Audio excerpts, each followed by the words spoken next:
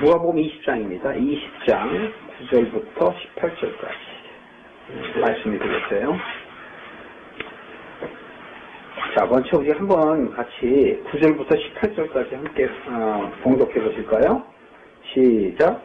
이 비유로 백성에게 말씀하시되 한 사람이 포도원을 만들어 농부들에게 새로 주고 타국에 가서 오래 있다가 내가 이르기에 포도원 소출 얼마를 바치게 하려고 한 종을 농부에게 보내니 농부들이 종을 심히 때리고 거저 보내었거늘 다시 다른 종을 보내니 그도 심히 때리고 능욕하고 거저 보내었거늘 다시 세 번째 종을 보내니 이도 상하게 하고 내어쳤은지라 포도원 주인이 가로되 어찌할꼬 내 사랑하는 아들을 보내리니 저희가 그는 공경하리라 하였더니 농부들이 그를 보고 서로 의논하여 가로되 이는 상속자라 속이고 그 유업을 우리의 것으로 만들자 하고 포도원 밖에 내어쫓아 죽였느니라. 그런즉 포도원 주인이 이 사람들을 어떻게 하겠느냐 와서 그 농부들을 진멸하고 포도원을 다른 사람에게 주리라 하시니 사람들이 듣고 가로되 그렇게 되지 말아지어다 하거늘 저희를 보시며 가라사대 그러면 기록된 바 번수자들의 버린 돌이 모퉁이의 머릿돌이 되었느니라 하니 어찌미뇨 무릇 이 돌 위에 떨어지는 자는 깨어지겠고 이 돌이 사람 위에 떨어지면 서로 가루를 만들어 흩으리라 하십니다. 네, 말씀이 어렵죠? 이해가 되세요? 그냥 읽고도 앞에 거는 그냥 대강 돈 받아야 되는데 돈 줄 사람이 주지 않았구나. 그러니까 우리 착하게 살아야 되겠구나.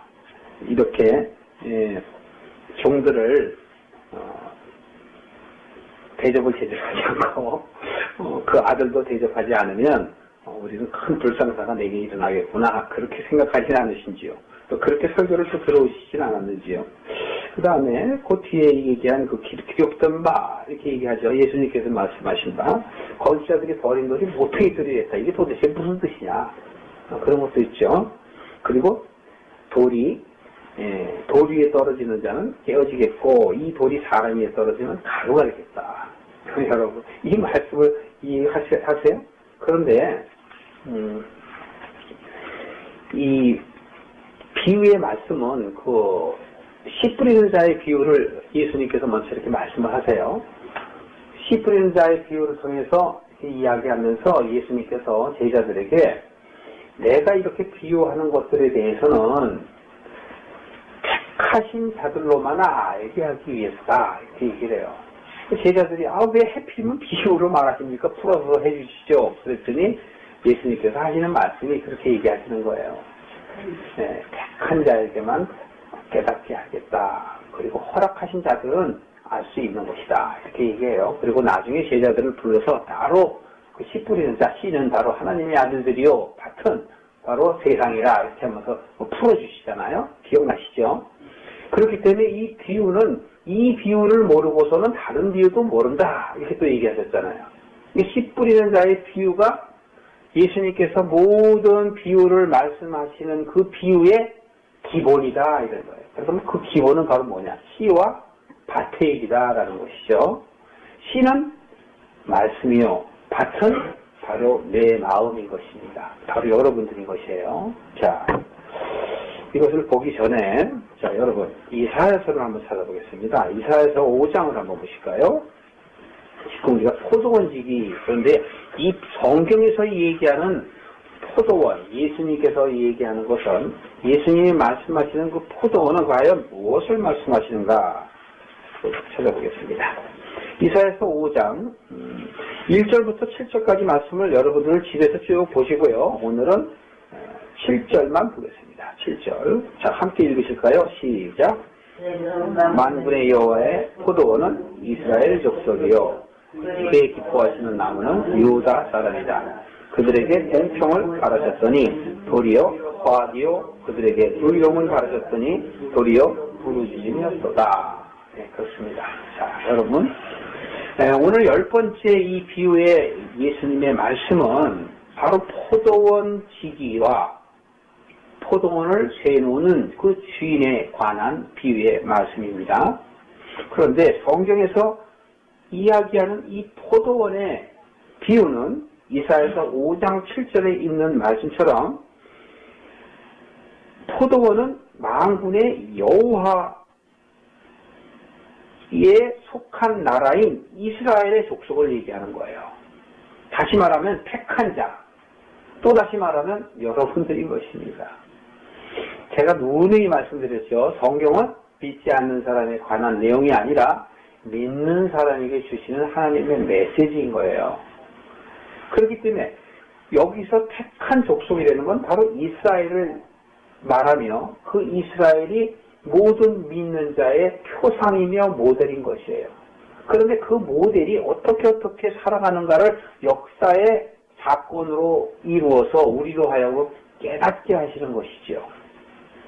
그래서 우리가 이사야서 5장 7절만 보더라도 포도원은 바로 이스라엘의 족속이다 이렇게 얘기해요. 그럼 포도원의 주인은 누구예요? 하나님이시죠. 자, 그런데 그 기뻐하시는 나무, 하나님이 기뻐하는 그 포도원 안에 이루는 그 나무들은 바로 누구냐? 유다 사람이다. 그런 것입니다. 유다 사람. 그런데 바로 이들은 하나님께서 제대로 공평이라는 건 뭐예요? 심은 대로 나는 것이 공평이거든요. 그래서 심은 대로 나기를 바래요. 5장 2절에 보면 극상승 포도나무를 심어두다 이렇게 얘기해요. 그런데 들포도를 맺었거든요. 그래서 이들이 바로 공평을 바라셨으나 이들은 들포도로서 포악하며 의로움을 바라셨더니 뭐라고 얘기해요? 도리어 부르짖었다 이거예요. 원망한다라는 것입니다.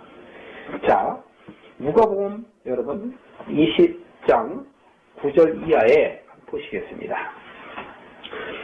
예수님께서 이 비유로 백성에게 말씀하시되 하는데 왜 이 비유로 말씀하시는가에 대한 배경을 잠깐 살펴보면 누가복음 지금 16장 이후에 계속 지금 잃어버린 자에 대해서 이야기를 하죠. 잃어버린 양, 잃어버린 드라크마, 잃어버린 아들 그렇게 얘기하면서 불의한 재판관 얘기하면서 바로 불의한 재판관은 누구라고요? 자기 스스로를 의롭게 생각하는 바리새인이다라고 풀어주시죠. 이렇게 쭉 말씀을 해오면서 너희들은 결국은 지금 뭐예요? 죄인과 세리와 바리새인을 얘기해요. 그래서 죄인과 세리를 한 부류로 보고 바리새인을 사두개인을 한 부류로 보시고 예수님께서 지금 계속 제자들에게 가르치시는 거예요. 너희 택한 자 중에서 너희들은 죄인이나 세리와 같은 마음의 사람이 되어야 되고 바리새인이나 사두개인 같은 그런 믿음의 사람이 되어서는 안 된다고 자꾸 비유로 짓고 말씀해 주시는 것입니다. 그래서 이 19장에서도 19장 1절서부터 쭉 보면은 삭개오에 대한 이야기란 말이에요. 근데 이 삭개오의 이야기 바로 전에는 뽕나무 얘기를 했었죠. 너희 안에 겨자씨만한 믿음이 있다면 뽕나무를 뿌리채 뽑아 바다에 던지우라 하면 그렇게 될 것이다 라고 얘기하면서 믿음이 있어야 한다라는 것을 예수님께서 강조했어요. 그런 연후에 지금 그 믿음이 바로 어떤 사람에게 있느냐라고 얘기하시면서 소경의 비유를 들어요. 그래서 소경이 지나가는 예수님을 다윗의 자손 예수시여 부르잖아요. 그래서 소경에게 무엇을 원하느냐 그랬을 때 보기를 원한다 그랬을 때 어떻게 했어요? 포기하셨죠. 그게 무엇을 원하느냐? 그것은 내가 보기를 원합니다. 라는 거나 천국을 바라보는 소망이 있는 사람에게 이루어진다라는 것을 미리 예수님께서 알려주시는 거예요. 말하자면 힌트예요. 힌트. 천국은 아무나에게 있는 것이 아니라 천국을 소망하는 자에게 주는 것이다. 라는 것이에요. 그러면서 19장의 1절에 가면 삭개오 얘기를 들어요. 바로 그러면 이 삭개오는 누구냐? 보기를 원하는 자. 믿음은 들음에서 나며 들음은 그리스도의 말씀이라고 그랬죠. 그리고 욥기에서 보면은 욥기 42장에 가면 욥의 고백이 있어요. 내가 주를 말씀으로만 들었사오나 이제 주를 눈으로 봅나이다. 그러니까 깨닫는 말씀이 돼야 돼요. 깨닫지 못하는 여러분 레마의 이 로고스의 말씀은 여러분들이 깨닫지 못하기 때문에 사건만 있는 것으로 돼서 하나님에 대한 지식, 이스라엘에 대한 지식, 성경에 대한 지식만 아는 거예요. 하나님의 나라에 대해서는 전혀 몰라요. 바로 그렇기 때문에 보는 믿음이 되어야지만이 로고스의 말씀이 레마의 말씀으로 내게 적용이 되어서 깨닫는 말씀이 나를 변화시키는 겁니다. 그 깨닫는 말씀이 결국은 나에게 평화를 허락하는 거예요. 그렇기 때문에 세상을 보지 아니하고 예수님을 쫓아가는 마음이 생기는 것이죠. 여기서 삭개오는 바로 잃어버린 자이며 바로 소경인 것이에요. 그래서 잠자는 자가 이제 깨려고 하는 상태의 사람을 바로 삭개오로 표현하는 것이죠. 그리고 이 삭개오가 뽕나무 위로 올라가서 예수님을 찾게 되죠. 그랬을 때 예수님께서 내가 오늘 네 집에 유하리라 이렇게 하잖아요. 예수님이 바로 누구의 마음에 들어가요? 삭개오의 마음에 들어가시는 거예요. 소경처럼 원하기 때문에. 그래서 예수 그리스도를 악망하고 알망하는 자에게 주님이 들어가시지 그렇지 않으면 안 돼요. 근데 그렇게 되려면 어떻게 되느냐? 먼저 우리가 비유로 봤지만 고난이 있어야 되겠다 그러잖아요. 그 고난은 뭐냐면 비워져야 되는 거란 말이에요. 내 그릇을 비워야지만 그리스도의 말씀이 내 안에 들어오신단 말이에요. 그러니까 내 것이 가득 차 있는데 하나님의 것이 절대 들어올 수 없어요. 세상 사람들은 자기 것이 가득 차 있기 때문에 하나님이 들어갈 자리가 없어요. 그것을 다른 비유로 이 세상에 하늘에 새도 집이 있고 여우도 굴이 있건만 나는 머리 둘 곳이 없다라고 하신 예수님의 말씀 혹시 기억나세요? 그렇습니다. 우리 속에 여우나 새의 생각이 가득 차 있으면 하나님이 내 안에 들어와서 거처할 수가 없어요. 내주하실 수가 없다라는 말씀입니다. 그래서 이렇게 삭개오의 비유를 들어서 이야기합니다. 혹시 19장 한번 보실까요, 여러분? 19장 9절에 보면 예수께서 이렇게 얘기하세요. 오늘 구원이 이 집에 이르렀으니 이 사람도 아브라함의 자손이미로다. 그러니까 예수님은 아브라함보다 한참 이 세상에 늦게 나셨지만 이미 여호와 하나님께서 아브라함에게 약속하신 아브라함과 이삭과 야곱의 복을 주시겠다는 그것을 이루어서 지금 예수님께서도 변함이 없는 하나님의 말씀을 그대로 하는 거예요. 바로 이 삭개오도 아브라함의 자손이다. 제가 여러분에게도 뭐라고 얘기할까요? 여러분도 아브라함의 자손이다 라고 이야기할 수 있는 것입니다. 그렇습니다. 그래서 바로 이 말씀을 하는 것은 10절에 그렇게 얘기했죠. 잃어버린 자를 찾아 구원하려 옵니다 라고 이야기한 거예요. 인자가 온 곳은 잃어버린 자를 찾으려 합니다 이렇게 얘기하는 거예요. 예수님이 오신 목적을 분명히 하는 것이죠. 그 잃어버린 자라는 것은 바로 포로된 자가 자유케 되는 것이에요. 눌린 자가 자유케 되는 것이란 말이에요. 그래서 예수님이 오신 그 목적을 19장에 이렇게 이야기하면서 그 열 문화에 대한 이야기를 하는 것입니다. 열 문화의 비유를 하면서 바로 순종하라는 거예요. 순종치 아니하는 자는 하나님께 합당치 아니하다는 것을 19장에서 이야기합니다. 그리고 이제 20장에서 예수님께서는 이야기하되 바로 바리새인들에게 바로 이야기하는 것이에요. 그래서 20장 1절에 보면 예수께서 성전에서 백성을 가르치실 때 바로 서기관들과 제사장들이 와서 아니 당신에게 무슨 권세가 있어서 저들을 가르치느냐 이렇게 얘기한 거예요. 쉬운 말로 말하면 밥그릇을 뺏겼다 이거죠. 자기 밥그릇을 뺏기니까 그 얘기를 해요. 그랬더니 예수님께서 이들의 마음을 아시고 바로 세례 요한의 비유를 들으세요. 자, 세례 요한의 세례가 하늘로부터 하게 한 것이냐 아니면 사람으로부터 하게 한 것이냐 이렇게 얘기해요. 그랬더니 이들이 할 말이 없는 거예요. 왜냐하면 하늘에서 왔다 그러면 죄인과 세리들은 모두 다 세례를 받았죠. 그렇죠? 계속 연속돼서 지금 저희가 봐서 알잖아요. 그런데 바리새인들은 받았어요? 안 받았어요? 세례 안 받았잖아요. 그렇기 때문에 예수님께 사람들에게 금방 신란을 당할 것을 이들이 아는 거예요. 그냥 말을 못하는 거죠. 그렇다면 또 사람에게서 왔다. 그렇기 때문에 우리는 안 받았다. 이렇게 얘기할 수 있잖아요. 그렇게 되면 어떻게 돼요? 세례 요한을 선지자로 여기는 사람들로 하여금 이들이 비난받게 될까봐 이들이 대답을 못하는 거예요. 이러지도 저러지도 못하게 하신 그 예수님의 지혜가 보여지는 것이죠. 그렇기 때문에 이들은 할 말이 없기 때문에 우리가 모르겠다 이렇게 얘기하세요. 그랬더니 예수님께서도 20장 8절에 보면 나도 무슨 권세로 이런 일을 하는지 너희에게 이르지 아니하리라. 이것이 바로 뭐냐면 들을 게 없는 자에게 예수님께서는 말하지 아니하겠다라는 거예요. 여러분 우리가 복음을 전하려 해도 복음을 아무리 전하다 해도 받지 않는 사람한테는요 절대 들어가지 않습니다.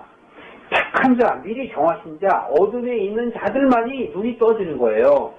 바로 삭개오 같은 사람, 예수님이 가시다가 만난 그런 소경, 문둥병 같은 사람이에요. 10명의 문둥병자 다 고쳤는데 그 중에서 몇 명이 돌아왔어요? 한 명밖에 안 돌아왔잖아요. 그런데 그 한 명의 문둥병자는 누구라 그랬어요? 이방인이다 그러잖아요. 나머지 9명은 누구라는 얘기예요? 유대인이다 이런 얘기잖아요.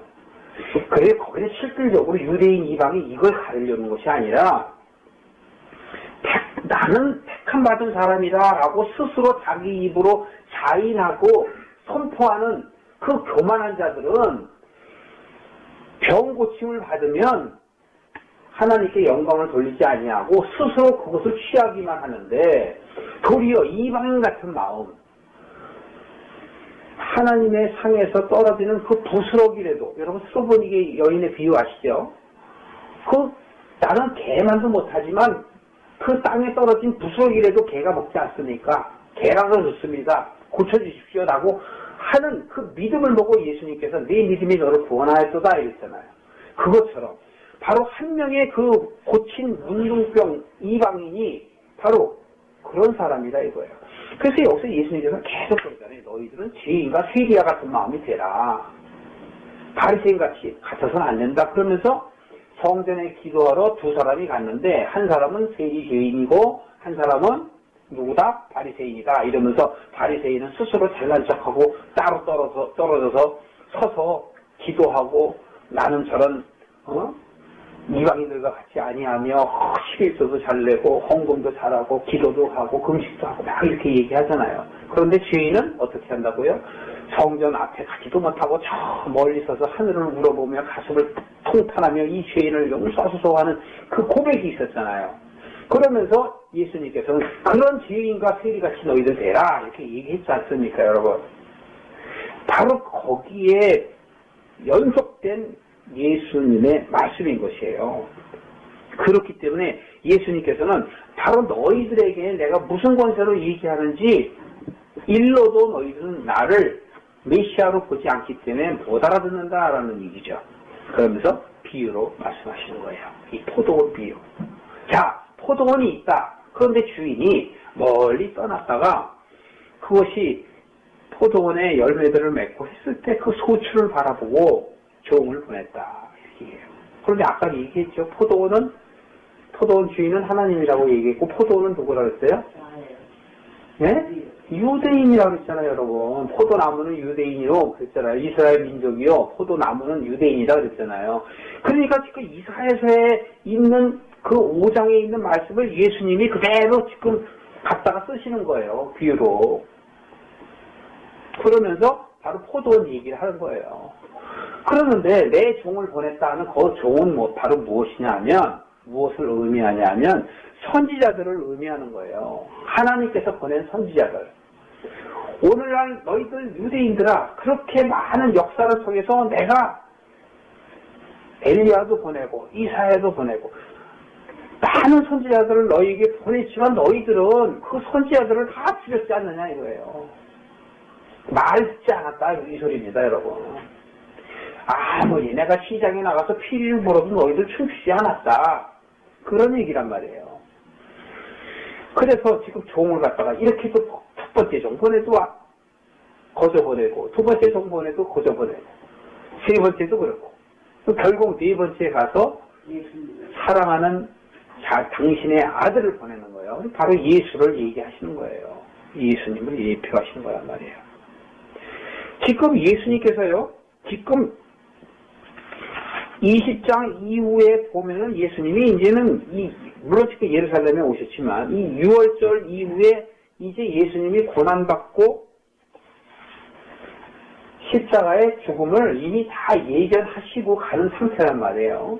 이미 제자들에게 여태 계속 3년여간에 걸쳐서 가르치시고 하나님의 나라가 바로 너희 마음에 있어야 된다는 것을 열심히 예수님께서 가르치신단 말이에요. 그 이후에 죽을 것을 생각하시고 이제 앞으로 너희들이 이렇게 될 것이다 라는 걸 얘기해요. 심판받고 심판의 얘기를 하는 거예요. 그 아들을 보냈더니 아들을 어떻게 한다고 그래요? 죽였다 그러잖아요. 상속자가 죽였어요. 죽이면 어떻게 해요? 하나님이 어떻게 하겠느냐 이게. 하나님이 너희 진멸하고 포도원을 다른 사람에게 준다. 여기서 누구에게 준 거예요? 이방인에게 준 거예요. 유대인들이 복음을 받아들이지 아니하니 복음이 바로 이방인으로 가는 거예요. 그것은 이미 다 역사에 예언되어 있고 선지자라고 하여금 나와 있던 말씀인 것이지요. 지금 17절 이하에 보면은 그러면 기록된 바 건축자들의 버린 돌이 모퉁이 머릿돌이 되었느니라 하며 어찌미뇨 라고 예수님께서 이렇게 얘기하시는데 바로 그 전에 여러분 16절 한번 보세요. 16절에 다 진멸하리라 포도원을 다른 사람에게 주리라 이렇게 하니까 사람들 즉 바리새인들이 듣고 가라되 어떻게 돼요? 그렇게 되게 하지 마십시오 라고 또 부탁하잖아요. 이 비유의 말씀은 허락된 사람만이 깨닫게 되어 있는데 지금 허락되지 아니한 바리새인들이 깨닫게 된다는 것은 무엇을 말하냐면 심판을 얘기하는 거예요. 너희들이 정말 믿음이 없고 너희의 의의를 드러내면 결국은 죽게 될 것이다 라는 것을 이야기하는 것이에요. 그러고서 17절 이하에 이어서 기록된 바 건축자들의 버린 돌은 돌이 모퉁이에 머릿돌. 이 말씀은 이사야서에 나와 있는 말씀이에요.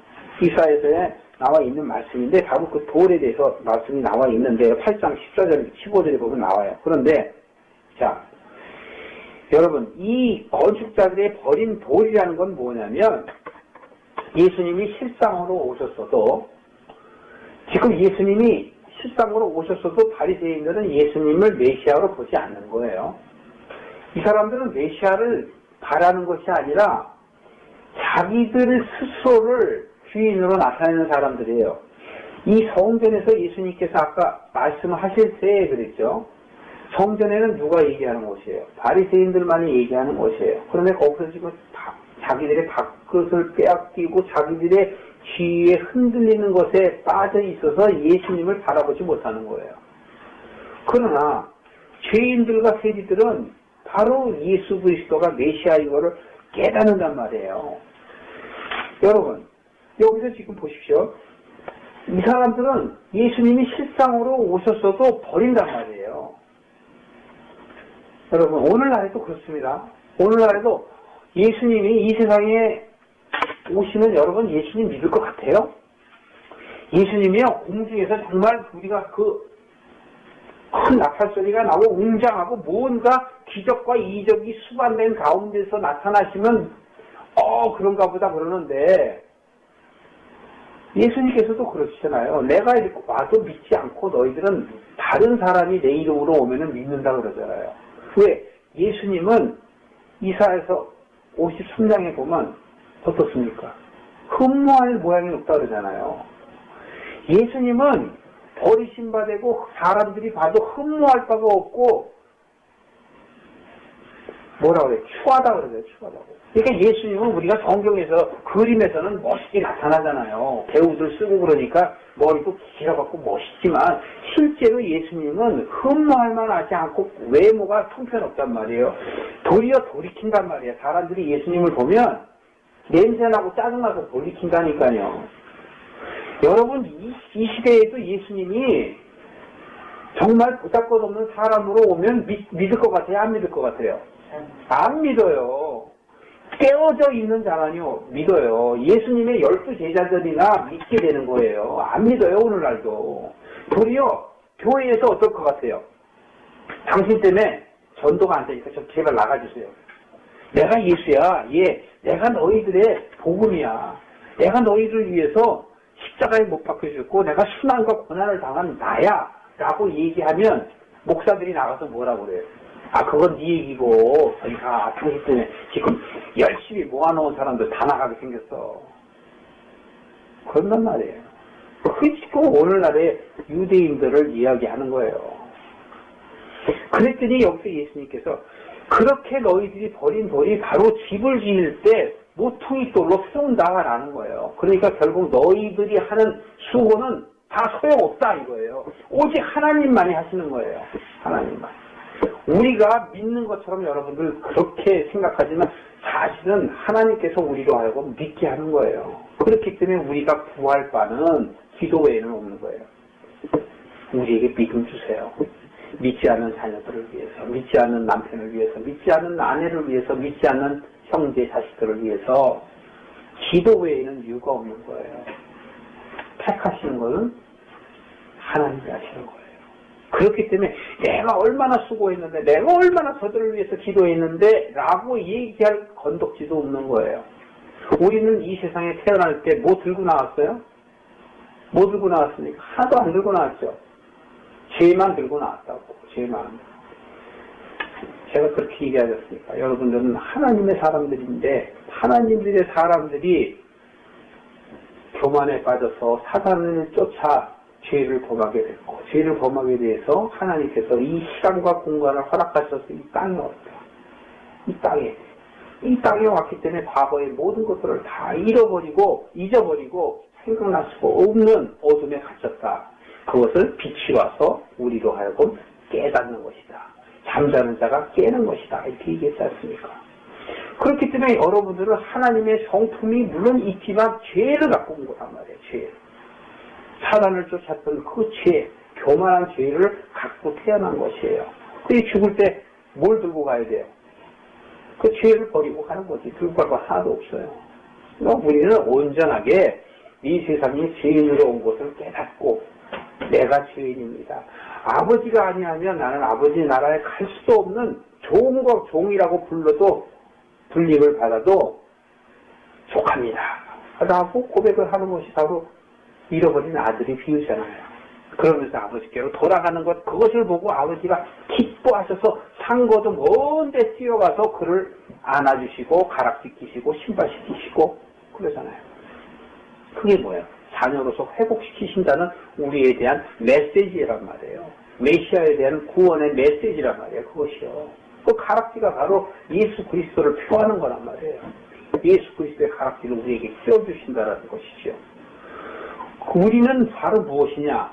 할 거 아무것도 없어요. 단 하나. 죄인인 것을 깨닫느냐 안 깨닫느냐 그거예요. 내가 죄인이다라고 고백할 수 있는 마음이 여러분에게 있으면 여러분은 하나님의 자녀로 돌이킬 수 있는 마음이 생기는 것이에요. 소경이나 삭개오나 문둥병자나 안진뱅이나 다 그런 사람들을 예수님께서는 고쳐주시면서 우리에게 보여주시는 겁니다. 5병이요 7병이요 기적을 보여주셨습니다. 수많은 사람들이 수만 명의 사람들이 모였습니다. 그러나 예수님께서 나는 너희들에게 먹을 것을 주러 온 왕이 아니다. 하나님의 나라에 대해서 소개하러 왔다. 그러니까 사람들은 다 떠나갔잖아요. 오죽하면 예수님이 12제자에게서 너희도 떠나가겠느냐? 라고 얘기하시잖아요. 그때 제자가 뭐라고 했습니까? 천국이 여기 있는데 우리가 어디 갑니까? 이 사람들이 천국이 모르는데 누가 시켰어요? 성령이 시켰다니까. 베드로도 너희는 날 누구라 하느냐 그랬더니 베드로가 주는 살아계신 하나님의 아들이요 메시아라고 얘기하잖아요. 그러니까 예수님께서 그것을 알게 하신 이는 바로 하나님이시다. 그래서 여러분 우리들은 우리가 정말 믿음이 내게 생기는 것처럼 내가 믿는 것처럼 하는 것이지만 내가 믿는 것이 아니라 성령이 나로 하여금 믿게 하시는 거예요. 그렇기 때문에 우리들이 구하는 것은 오직 성령 외에는 없어요. 구하라 찾으라 두드리라는 것은 하나님의 나라임을 알고 성령을 구하라는 것이고 말씀을 깨닫는 말씀을 알 수 있도록 자꾸 너희들이 너희 의지를 표하라는 것이에요. 에베소서에 가면요, 바로 그거예요. 너희들은 하나님을 찬미해야 된다. 하나님을 찬미하려면 에베소서 6장에 가면 뭐냐면 전신갑주를 입어라 그래요. 전신갑주는 여러분 뭐 전쟁에 나가서 막 그런 거 하는 것처럼 열심을 내기 위해서 준비하라 그런 뜻이 아니고 너희들이 말씀과 기도와 너희 생각, 의지 그것이 바로 전신갑주예요. 말씀과 기도로 나아가되 너희 생각이 따라가면 된다. 생각이. 말씀과 기도가 있는 사람은 자기 의지가 있는 것이죠. 그러니까 말씀과 기도가 의지가 따라가는 거예요. 그러한 사람이 전신갑주를 입고 하나님의 나라를 구하는 것이에요. 에베소 다음에가 빌립보서죠. 빌립보서는 바로 복음 생활하는 걸 얘기해요. 그런 사람들이 복음 생활을 하게 된다라고 해서 복음 생활에 대해서 이야기를 하는 것입니다. 수많은 사람들이 착한 일들을 많이 합니다. 예수님을 믿지 않는 크리스찬들이라 할지라도 예를 들어서 불교에 가면 뭐 법정스님 뭐 유명하니까 알죠. 또 뭐 가짜 크리스찬 같은 슈가 있죠. 그렇죠. 그런 사람은 가짜예요. 하나님을 믿지 않는 사람들이에요. 그러나 얼마나 헌신들을 했어요. 또 캐톨릭에 보면 누구 있어요? 수녀. 어? 수녀 누구예요? 테레사 수녀. 다 가짜예요. 하나님을 안 믿는 사람들이란 말이에요. 그러니까 하나님에 대한 원망만 있고 천국에 대한 소망이 없고 스스로 자기들은 좋은 일, 착한 일 한다고 나선 사람들이에요. 그러니까 평생을 나서서 잘해요. 그랬더니 사람들로 하여금 칭송을 받고 그와 같이 살아야 된다라고 얘기해요. 근데 그건 크리스찬의 삶이 아니에요. 크리스찬의 삶은 오직 믿음 외에는 없어요. 근데 믿음은 어디서 생겨요? 그리스도를 아는 것에 생긴단 말이에요. 그러니까 여러분 우리가 말씀을 깨달아야 되는 거예요. 말씀을 깨닫게 되면 그 말씀이 내 안에서 자꾸 쌓이게 돼요. 쌓이게 되면 그 말씀이 나를 주장하는 것이에요. 그래서 옛사람이 새사람으로 변해가는 것이죠. 여러분이 안 변해가고 여러분이 분냄이 있고 시기가 있고 판단이 있고 여러분 안에 평화가 없으면 광야 생활을 하고 있는 것이라고 여러분들이 스스로 자인하셔야 되는 것입니다. 지금 이 이후에도 보면은 24절 25절에 보면 예수님을 책잡으려고 이 사람들이 세금을 누구한테 내야 됩니까? 이렇게 얘기해요. 그러니까 예수님께서 가이사의 것은 가이사에게 하나님의 것은 하나님에게 이렇게 얘기해요. 근데 여기서 얘기하는 돈을 얘기하는 거예요. 돈을 얘기하는 게 아니에요. 아니 무슨 이 세상이 온 하나님의 것인데 무슨 하나님의 것이 따로 있어요. 하나님의 것은 따로 하고 가이사 것은 하나님의 것이 아니니까 다 하나님의 것이죠. 이 다음 시간에 이 비유를 나누기로 하는데 자 여러분 그렇습니다. 우리가 아까 이사에서 우리가 5장 봤었죠. 하나님께서는 바로 준비한 자 택한 자가 극상품 포도나무란 말이에요. 그런데 그 극상품 포도나무가 잠에서 깨어나지 못하고 죽은 자가 되어버리면 그들이 바로 바리새인과 같은 들포도나무란 말이에요. 그렇기 때문에 하나님이 원하시는 소출을 얻을 수가 없기 때문에 바로 누구를 죽여요? 종을 죽인단 말이에요. 지금 종들이 와서 소출을 얻어가려고 한 거 아닙니까? 소출을 지금 가져가려고 주인의 말을 듣고 종들이 왔잖아요. 선지자들이 왔는데 내 마음에 말씀이 없으니까 선지자들을 어떻게 하는 거예요? 빨아치는 거냐? 물리치는 거란 말이에요. 안 받아들인다는 거예요. 하나님께서 왔는데 하나님은 안 받아주는 거란 말이에요. 그게 종들이 왔는데 안 받는 거예요. 왜? 내 안에 없으니까. 내 안에 말씀이 없고 행위와 선한 일과 착한 일들만 있어요. 세상이 원하는 윤리, 도덕 그런 선행이 안에 있단 말이에요. 그런 걸 해야지만이 천국에 가는 줄로 착각하는 사람, 즉 바로 말하자면 율법을 가진 자들이에요.